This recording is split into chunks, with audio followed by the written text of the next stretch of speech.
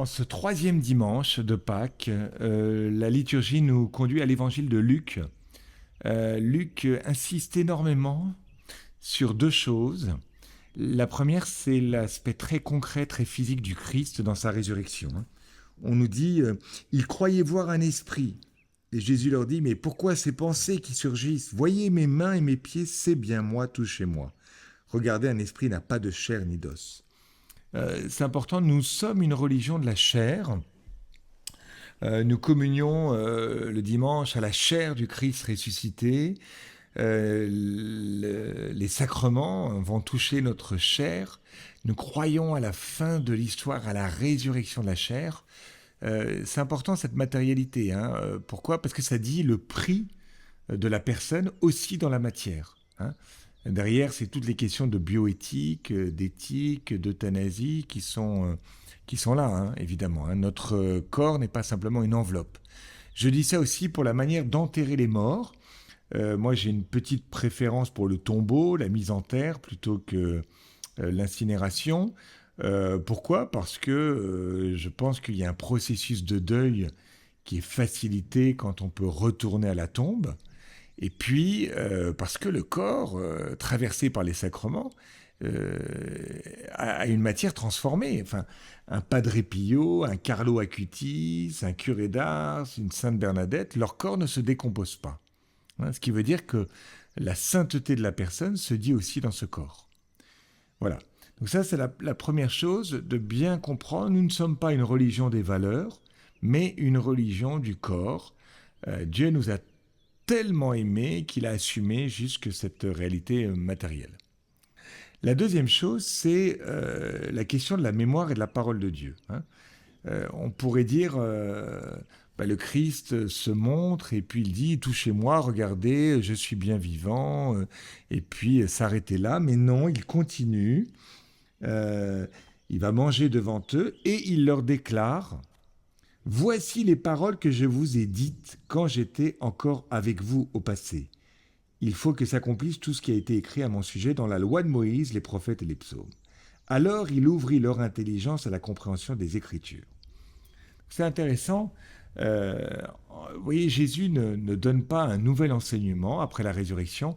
Il n'y aurait pas deux enseignements, un premier enseignement de basse qualité et puis un nouvel enseignement une fois qu'il est ressuscité, où là il dit des choses qu'il n'a jamais dites à ses amis qui acceptent de le voir ressusciter, etc. Au contraire, il leur dit, en fait, je vous ai tout dit, rappelez-vous, revenez en arrière, souvenez-vous, il n'y a rien de nouveau sur le soleil. Vous repensez aux disciples d'Emmaüs, commençant par Moïse et parcourant tous les prophètes, il leur interpréta dans toutes les Écritures ce qui le concernait. Ce qui veut dire que c'est dans les évangiles qu'on va rechercher des informations sur la résurrection du Christ. Finalement, les plaies, il dit « touchez-moi », mais enfin, il s'arrête là, il ne va pas exagérer ce toucher. Il demeure par contre présent dans le corps des Écritures. Dans Saint Luc, c'est assez fort, cet aspect des Écritures. Je pense à la résurrection de Lazare. Je pense plutôt au mauvais riche et Lazare. Bon, mais une fois que justement Lazare est dans le sein du Père, vous savez que le riche a cette parole, il dit « Je te prie, Père, d'envoyer Lazare dans la maison de mon Père.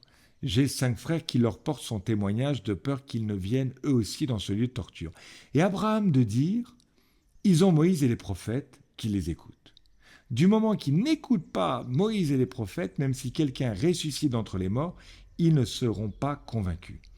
Donc, vous voyez dans cette parabole, Luc, qui n'a pas connu le Christ physique, Luc, il renvoie lui aussi aux Écritures. Il renvoie à Moïse, il renvoie aux prophètes. Seules les Écritures permettent de comprendre la résurrection du Christ. Donc pour nous, c'est quand même un appel de nous dire, est-ce que j'ai un véritable amour des Écritures? Cet amour des Écritures va me permettre d'accéder au Christ ressuscité, va me le rendre présent. Est-ce que j'accepte cette médiation ou pas? Ou est-ce que je veux des signes, même très concrets, pour être obligé à croire sans passer par l'humble apprentissage, l'humble lecture des Écritures. Me revient en mémoire l'histoire des mages, les mages qui viennent de loin, à Noël. Bon, eh bien, à Jérusalem, on va convoquer les scribes, et on va demander, mais où se trouve le Messie? Et c'est par les Écritures que les mages accèdent à Bethléem. Voilà. Vous voyez, ils ne se dirent pas l'un à l'autre, oh c'est lui, tu l'as reconnu, oh tu as vu ses plaies, oh tu as vu comment il a disparu, hein, dans les disciples d'Emmaüs.